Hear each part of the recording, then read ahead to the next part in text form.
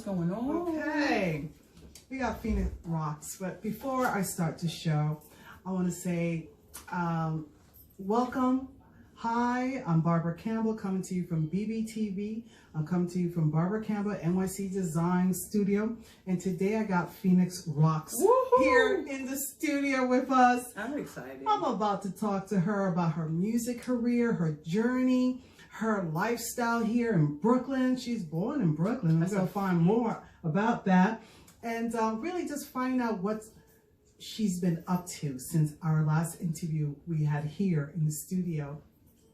Phoenixx, welcome to the show. Phoenixx Rocks. Yes. Welcome to the show. Thank you, Miss Barbara. How are you? I'm doing good. You look fantastic. So do you. Thank you. Likewise. Thank you. I'm so glad. I was thinking about you. I said, you know, Phoenixx, she's busy, but she makes time for local. I appreciate that. And I make time for people who show me genuine love. You got to pay it forward.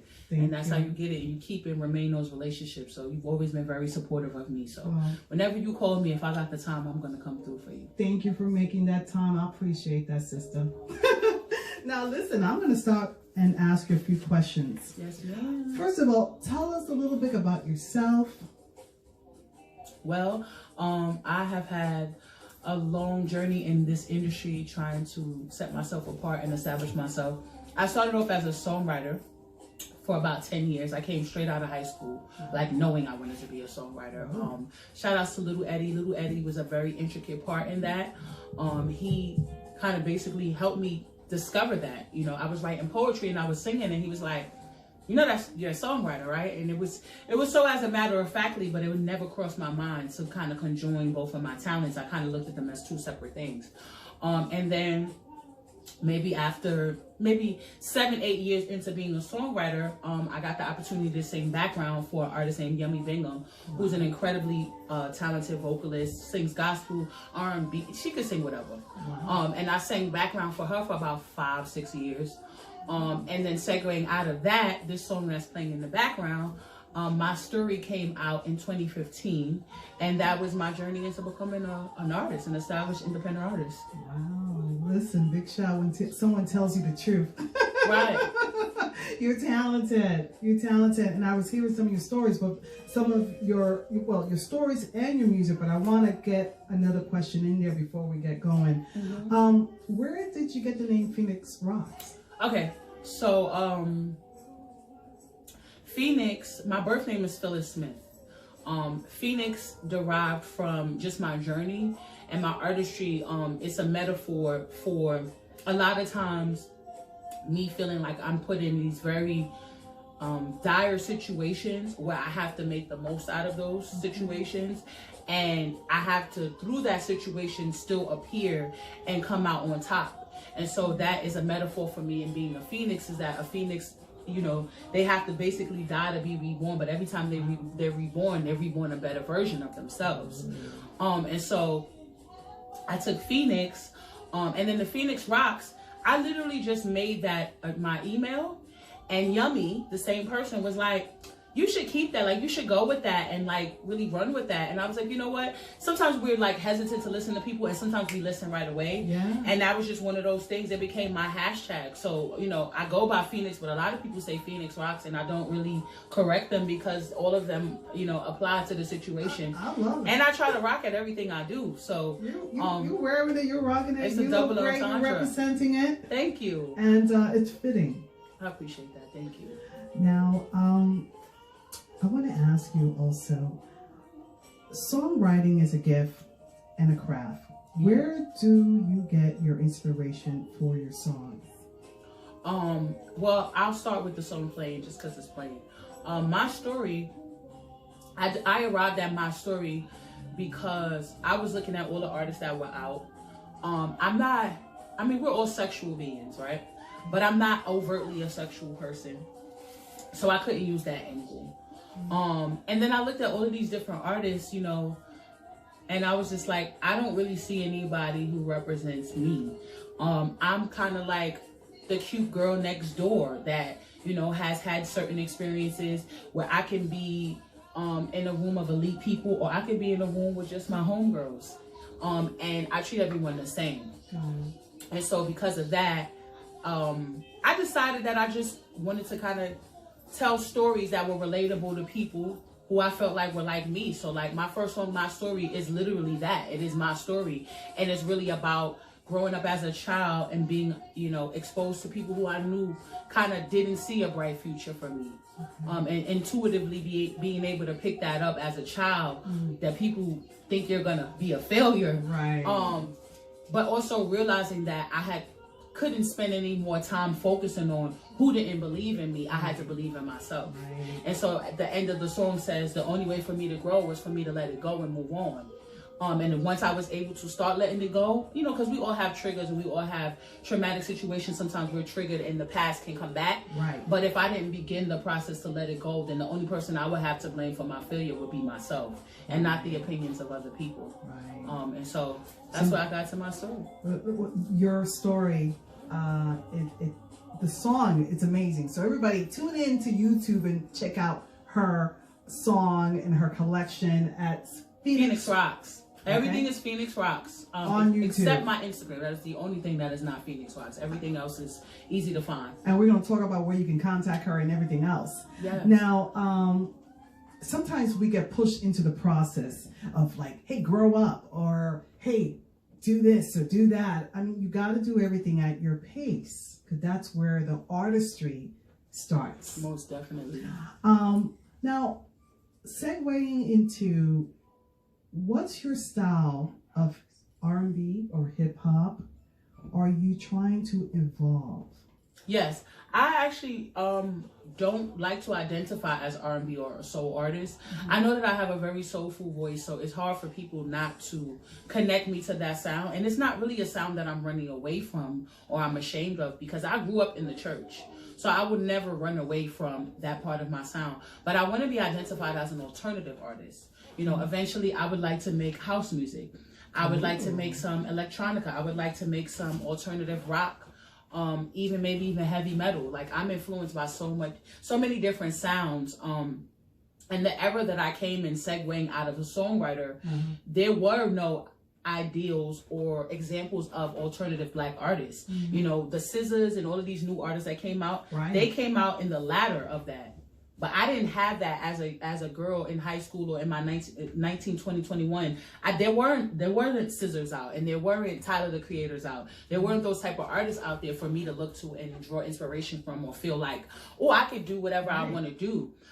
For me, the person that was able to be that example to me was Rihanna, and I'm older than Rihanna, so it was kind of like me kind of still segueing out of like the background singer to the artist.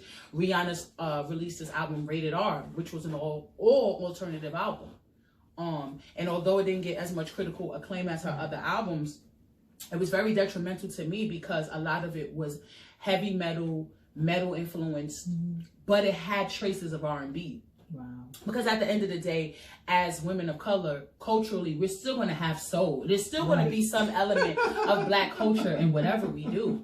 But it was heavy metal influence and rock influence. And it was so inspirational for me, because I was like, this gives me hope that I can merge eventually and evolve as an artist. Not be so in a box, but I want to talk about outside the box. Yes. That's one of your songs. Yes, ma'am. Yeah, we're going to talk about that.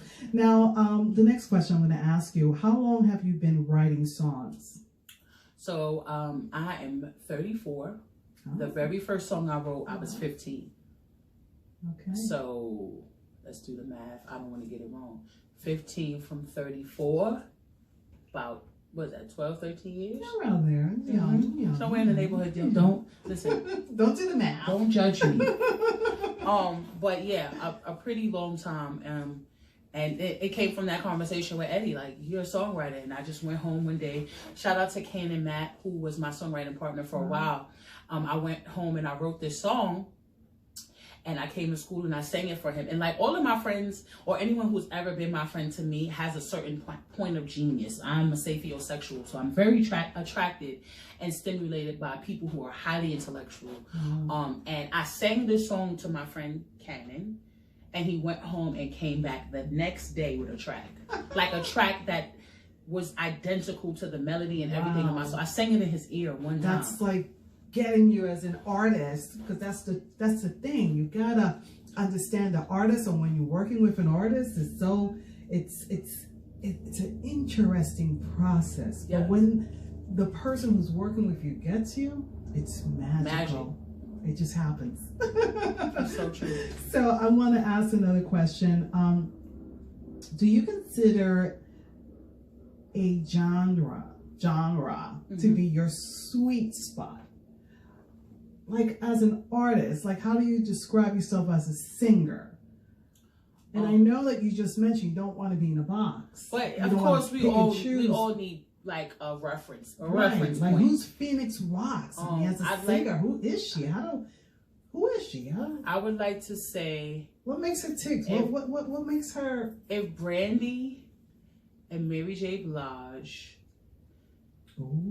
had a love child and sprinkled some Lauryn Hill in the midst of it. I see that. I see it. Yeah. I explained this to someone the other day, and they was like, "That's a great comparison." So I was like, "Let me stick with that just in case I get this question." It's perfect because I haven't gotten to know you for a long time, but the time that I know you, the length of it, you put it all in the box. But we're gonna come back about outside the box. Talking about boxes. Okay, we're talking about boxes because a lot of people like to put you in boxes. Right. And you know, as women of color, sometimes we're boxed in. Oh yeah, most definitely. And, especially when you're from an urban community, you're definitely boxed in. You know, there are people that hear me speak, and I had someone tell me one time some years ago, I wouldn't even think you're from Brooklyn. Wow. I was like, well, what does that mean? Everyone in Brooklyn is like an idiot? Is that right? Like, you know, so, you know, a lot of people have their prejudices and their like stereotypes. Complimenting you and like passive aggressive compliments, I guess. But yeah, it happens. Well, we have. I'm talking to a real artist here, a true artist who is in the process in creating her music and her art, and it's to be appreciated. And you should check out her YouTube channel and listen to her music. Now, I want to move on to another question that I have here, and let's see if I can get this right. This year, this year's Grammy featured Lizzo, Lil Nas X, and Billie Eilish. Yeah. Where do you think the taste of the music buyers are going? Is there room for anyone?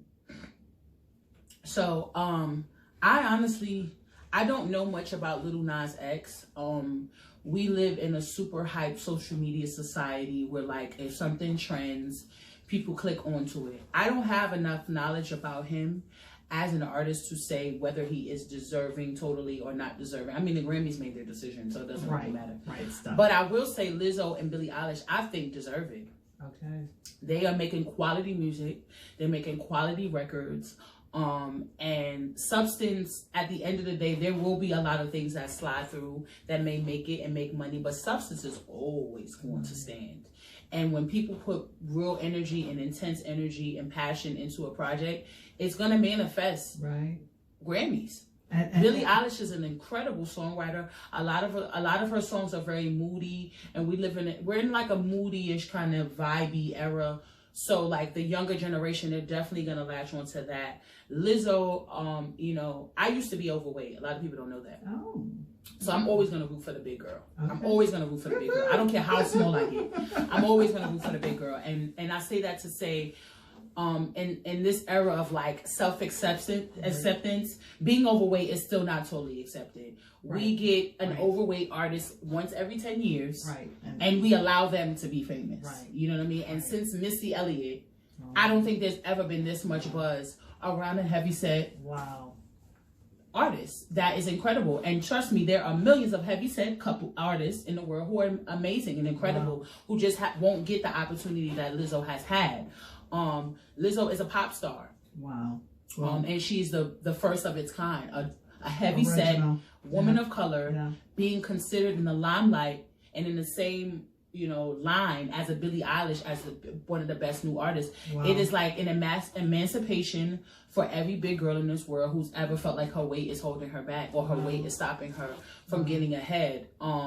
There are some other artists who I won't name anybody's name because I'm preparing myself for my future and I won't be messy. But there's some other artists who feel entitled to winning or felt like they should have won. And I've been in this industry almost 20 years and people still are figuring out who I am as an artist. So I don't know how somebody could put out one album and feel entitled to being famous or getting a Grammy. I feel like there's a lot of entitlement. I feel like as we're growing up and raising kids for parents, I'm not a parent, so this is not a judgment. It's just some words of encouragement. As we are raising children, we need to be encouraging, but we need to be realistic. Right.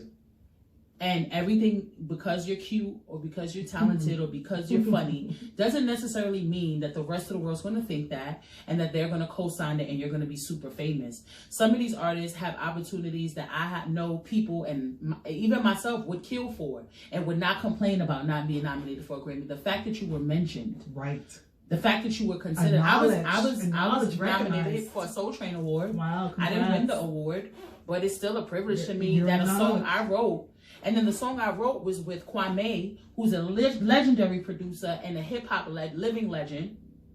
I got to write with him. And the song was a Marvin Gaye sample. Wow. So the family had to clear that. Yeah. So you got 3 for 3. Like, I'm satisfied with that. And maybe I didn't win the Soul Train Award, but the song that I wrote was good enough that they wanted to consider that. And I think that that's a blessing. Like, we need to focus on what's really important, and these people deserve it. And if they don't deserve it, see, this is the thing about life.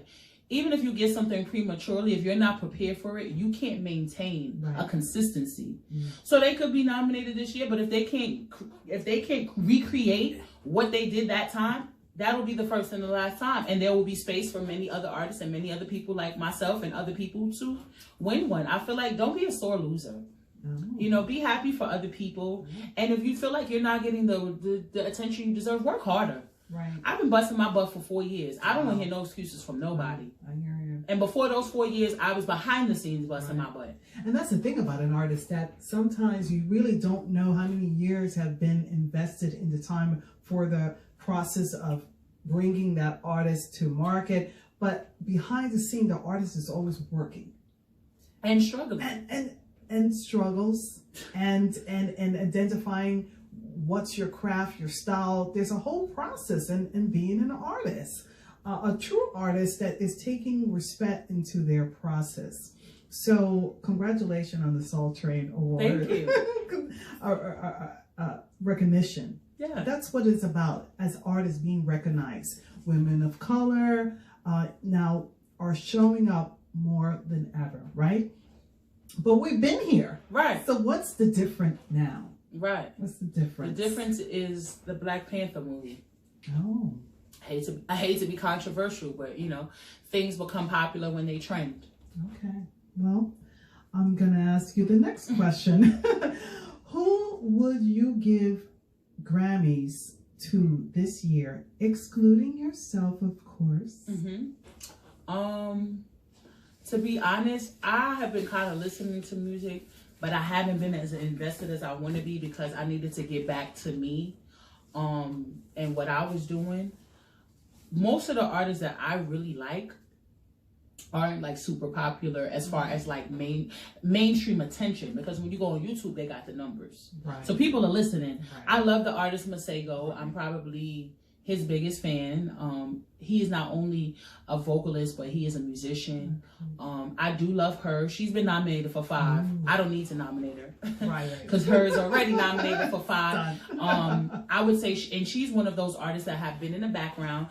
I know for a fact, as a songwriter, was down with MBK, which is the team she's under, MBK for years. And because she was young and her lyrics and her songs and her content were beyond their years, she had to rebrand herself, become a mystery, for people to not judge what she looked like and just listen to the music, and then she exposed her identity. So like she had to shrink an industry into like just to exist, and the music is the same. It was quality then and it is now. You know what I mean? So it shows the psyche of human beings, of like, getting around certain ways to get you to feed you the music. Right. It's that part of like independent or being part of a label that there's certain restrictions that you have to go by. And a lot of it is just based off the market and demographic. Like these labels and these managers are watching who's succeeding and who's failing. And they're trying to create a blueprint that's similar, but still a little different. So you don't feel like we're biting off of you, but it is very similar. And it may work. Her carved out her own thing. You know, that mystery thing, nobody was doing that. A lot of people came out behind her and tried to copy. But I know who the original person was to do that. And I know why she did it. A lot of it was age. Because she was young. And people correlate, a sound got to be with an age, and you should be talking about this, and if you're not talking about, like, even for me, one of the reasons I don't want to identify as R&B or soul is because I don't want to sing about relationships all the time. I don't want to. I feel like as women specifically, we live in a society that pushes down our throat that we're nothing without a man. And so everything mirrors that, including the music. He broke my heart, he let me down, da, da, da, da. And like, even if I am going to sing about men, why can't I sing about being in a healthy relationship? Why can't I sing about having a good man? There's a lot of women who have good husbands and good men and fathers who take care of their kids. We dwell so much on the negative that like, and then if you make a song about something positive, it's almost like it gotta be corny. Because we can only identify with pain and struggle. But why is that? Is that because it's the label? Is that what people are buying into? Art, I mean, art or people are not taking that realness step to say, no, this is the positive of the story, and I'm going to sing about it. Well, I feel like it's half and half. Like, as an artist, you're watching what other people respond to.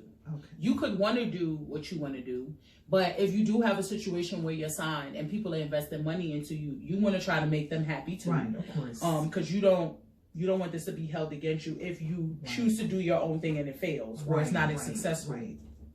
And failure isn't really failure. Failure is based off of numbers. Right. Because I can make an incredible project and only 100,000 people know about it, but it's an incredible project and those 100,000 people totally appreciate it. But if that doesn't materialize to my label in streams and in sales, then I'm a failure. But you know what I mean? Like it's and not a failure. It just wasn't successful based on the numbers, based on who they reach out to. I mean, we have billions of people here, right? I mean, billions. You're only tapping into maybe 10%, 20%, 30% of the market. So the word failure should be re-looked at and re-examined. Probably a better choice of word. Right, another word. Because we're dealing with social media and digital, so that's a whole market. Whole world, right. All right, so I'm going to move on and ask you another question. After many years in the music industry, what do you think are your most important accomplishments? As a woman of color. Right. Remaining sane to some extent, I think is your biggest accomplishment. When you go through being in the background, you know, I was overweight. I came up originally in the era where, like, if you weren't thin with blonde hair, I don't care what color you were. If you weren't thin with blonde hair, forcefully blonde hair, we're not talking about choice. Like, this blonde hair is a choice now. With blonde hair, super slim, and 2 shades lighter than me, nobody even took you seriously in trying to be an artist. So segueing out of that era, to then doing background and performing and singing behind some people I actually could sing better than, but feeling small because I didn't have a look, to losing that weight and then my size not being an issue, but my complexion being an issue. And also being a woman and being treated like a second-class citizen throughout a music industry that's male-dominated and male-controlled and male-populated.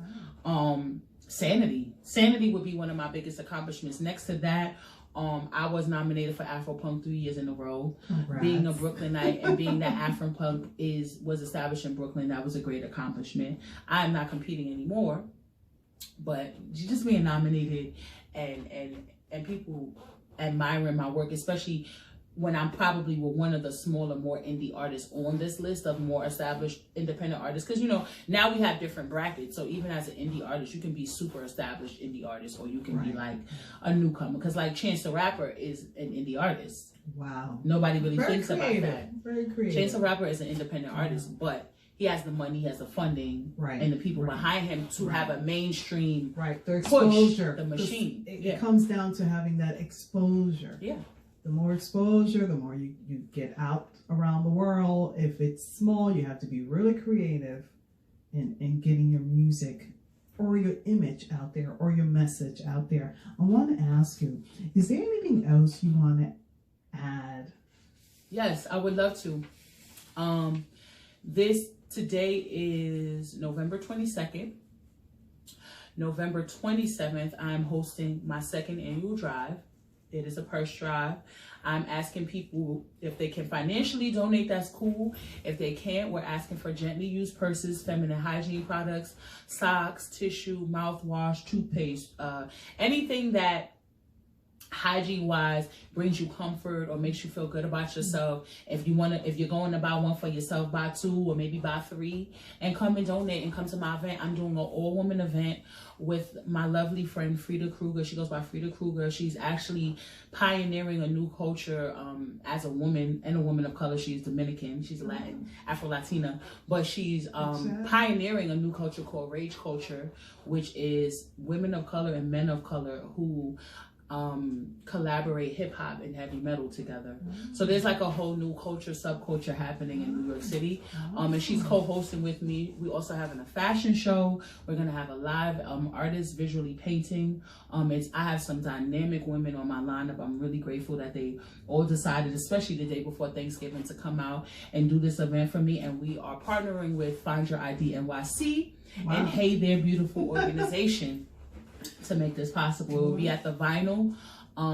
If you see this later than that date, you can hit me up on Instagram, YESTHATS Phoenixx, PHOENIXX. Send me a DM. I'll send you my Cash App if you want to make a donation. We're also going to try to provide some drop-off spots for people to take things to. Whatever makes you feel comfortable in your labor of love, I would appreciate it. I like to do something good for other people at least once a year. And so this is my due diligence, and I'm going to try to keep this as an annual thing at least once a year. Last year I did a coat drive in Christmas, near Christmas. This year I'm doing a purse drive for Thanksgiving. Or the holidays, I'd like to say, for those who don't celebrate. It's nice. Thank you for thinking of other women and time of the holiday. It's a very, not everyone is fortunate, so do make time to donate to her event. Did you tell people where they can find you or where they should go? Yes. Well, like I just said, my Instagram is that's Phoenixx. There's no underscores, slashes, or anything. Phoenixx does have 2 X's, PHOENIXX. Everything else is Phoenixx Rocks. Please come subscribe to my YouTube. I would really, really appreciate that. I just dropped a new video. I have my own acoustic series called the Peculiar Acoustic Series. And my last video I did was at the Anyone comic book store on Union Street in Crown Heights. Shout out to you guys. Like Miss Barbara is also from Crown Heights. As you can see, I'm a very proud Brooklyn native, and I'm all about supporting my community and people within my community, as well as they are about supporting me. And so one hand wash the other, both wash the face. I am Phoenixx Rocks on Twitter as well. Phoenixx Rocks on Facebook. I have a Facebook artist page as well, where there is information about this event. Please come out. I have a show I would actually like to invite you to December 7th, if you are available. Shout out to So Far Sounds, which is a great platform for independent artists. Check them out. Submit your music. They might book you. I've been on tour all summer with them. I did DC, Philly, Boston. I go back to Atlanta to perform in Atlanta right before the New Year, so I'm excited about that. But before that, I will be doing December 7th. It will be a videotape, and not all of their events are videotaped. But this one is going to be pretty special. And I would love to invite you to come out for that. But yes, if you'd like to come to that, just send me a DM. I'm not bougie or far removed. I respond to people in love. Just hit me up in love. She's here. That's true. She's talking truth. Now, I'm going to ask you my last question, the one I ask all my guests. What do you love about Brooklyn? I love the fact that maybe 20% of entertainment, of the epitome of almost anything great has started with someone from Brooklyn. Wow. Even if they didn't live here their whole life, Aaliyah, Michael Jordan, like even people who might have been born here and moved away, the bottom line is they came from Brooklyn. Biggie Smalls, Jay-Z, people who are still relevant nowadays, who are taking over the entire world, they all started from here. Yassine Bey, Chris Rock, all from Brooklyn. Wow. Incredible multimillionaires, people taking over the world, being innovators, changing things, and it will not stop with them. It will keep going with me. So, yeah, Brooklyn, the best comes from Brooklyn. And even though they, through this gentrification, things are changing, you can't take the soul out of Brooklyn. You can change the look, but the heart will still be the same. Phoenixx Rocks. Thank you again for speaking with us. And I just want to say thank you for speaking with us today. I know that our viewers have found your message very informative. Please come back, of course, and keep us posted on what's new, your music, and where you're going as you're moving forward to 2020. And that's going to probably be part 3 of our interview, because the year is coming to an end, and I want you to be inspired today by our guest here, Phoenixx Rocks. Phoenixx, I'm going to give you the last word, and something that you can inspire our viewers that are going into the music industry or want to write, want to perform, want to just be out there creating their music. I will say this, I'll try to make it as short as possible. If you are in this for immediate results, then you should quit now. And I say that in the most loving way. This is a marathon. Rest in peace to Nipsey Hussle. This is a marathon. For some people, things happen right away. But for most people, that is not the reality, whether you have social media or not, because even if something you do goes viral, if you don't have consistent content and material, it will fizzle out because people get distracted very quickly. So if you're in this for the long run, then do that. Have zero expectations. Be reciprocal, show love when you're giving love, and just stay consistent. And what is for you, you will attract.